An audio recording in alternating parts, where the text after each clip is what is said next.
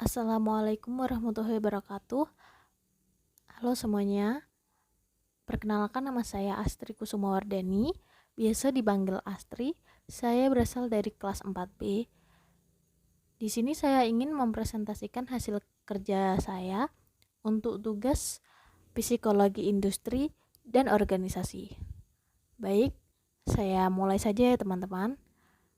Iklim organisasi dan budaya organisasi di Karang Taruna, created by Astri Kusumawardani. Sejarah Karang Taruna.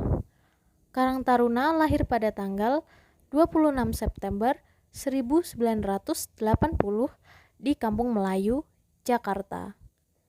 Kelahiran gerakan ini merupakan perwujudan semangat kepedulian generasi muda untuk turut mencegah dan menanggulangi masalah kesejahteraan sosial masyarakat, terutama yang dihadapi oleh anak dan remaja di lingkungannya. Pedoman dasar Karang Taruna. 1. Pedoman dasar Karang Taruna atau PDKT merupakan pedoman atau landasan dalam mendirikan, menjalankan, dan peraturan dalam organisasi Karang Taruna. 2. Peraturan Menteri Sosial Republik Indonesia Nomor 77 atau HUK atau 2010 tentang Pedoman Dasar Karang Taruna. 3. PDKT disahkan Kementerian Sosial Republik Indonesia.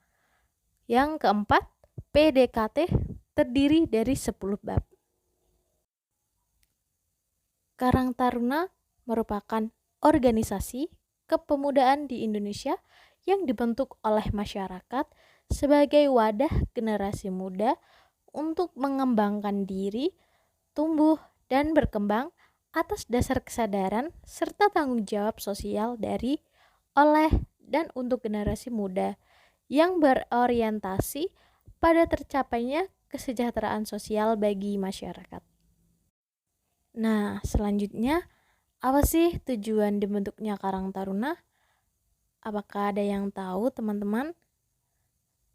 Karang Taruna didirikan dengan tujuan memberikan pembinaan dan pemberdayaan kepada para remaja.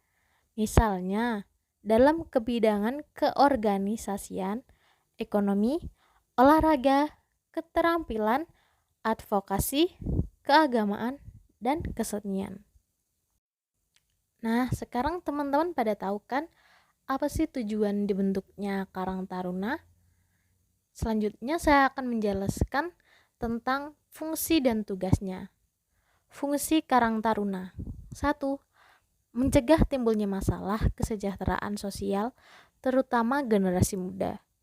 2. Menyelenggarakan kesejahteraan sosial meliputi rehabilitas, perlindungan sosial, jaminan sosial, pemberdayaan sosial, dan diklat setiap anggota masyarakat. 3. Menumbuhkan, memperkuat, dan memelihara kearifan lokal. Yang keempat, memelihara dan memperkuat semangat kebangsaan Bhinneka Tunggal Ika. Nah, yang selanjutnya adalah tugas Karang Taruna. Karang Taruna memiliki tugas pokok secara bersama-sama dengan pemerintah provinsi, pemerintah kabupaten atau kota, serta masyarakat yang menyelenggarakan pembinaan generasi muda dan kesejahteraan sosial. Selanjutnya, apa sih di dalam keanggotaan itu? 1. Karang Taruna menganut sistem sel pasif. 2. Keanggotaan adalah seluruh anggota masyarakat yang berusia 13 tahun sampai dengan 45 tahun. Dan yang ketiga, anggota Karang Taruna mempunyai hak dan kewajiban yang sama tanpa membedakan asal keturunan, golongan, suku dan budaya, jenis kelamin, kedudukan sosial, pendirian politik, dan agama. Begitu teman-teman. Kedudukan Karang Taruna. Karang Taruna berkedudukan di desa atau kelurahan. Biasanya masyarakat memilih Karang Taruna itu remaja untuk memajukan desa dan membantu kesejahteraan desa. Contoh gotong royong dan masih banyak lagi. Mekanisme kerja. 1. Karang Taruna bersifat otonom, sosial, terbuka, dan berskala lokal. 2. Mekanisme hubungan kerja antara Karang Taruna dengan pengurus Karang Taruna di kecamatan, kabupaten atau kota, provinsi, dan nasional bersifat koordinatif, konsultatif, dan kolaboratif secara fungsional. Yang ketiga, hubungan kerja antar forum pengurus Karang Taruna bersifat koordinatif, kolaboratif, konsultatif, kemitraan, fungsional secara vertikal. Dan yang keempat, hubungan kerja antara forum pengurus Karang Taruna diatur tersendiri yang ditetapkan melalui rapat kerja nasional forum pengurus Karang Taruna. Proker Karang Taruna.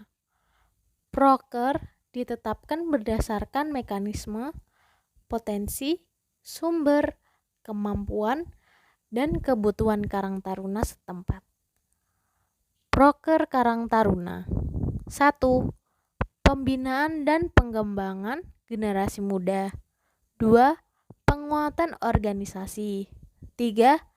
Peningkatan usaha kesejahteraan sosial. 4. Usaha ekonomis produktif. Dan yang kelima, rekreasi, olahraga, dan kesenian.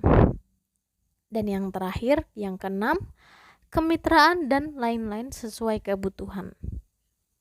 Nah, sampai sini teman-teman sudah bisa paham atau belum? Kalau belum, komen ya. Keuangan. Keuangan Karang Taruna dapat diperoleh dari 1. Iuran warga Karang Taruna. 2. Usaha sendiri yang diperoleh secara sah. Yang ketiga, bantuan masyarakat yang tidak mengikat. Keempat, bantuan subsidi dari pemerintah. Dan yang terakhir, usaha-usaha lain yang tidak bertentangan dengan peraturan perundang-undangan yang berlaku. Nah, ini saya kenalkan ya, anggota Karang Taruna di Desa Kaliwung Kabupaten Kendal. Ini adalah Karang Taruna di desa saya dan ada saya sendiri di dalamnya.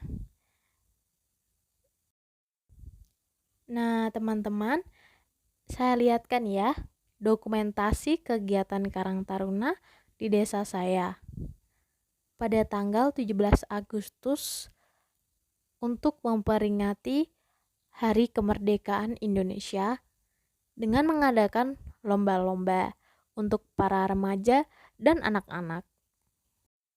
Nah, teman-teman, ini adalah lomba untuk anak-anak atau balita ya.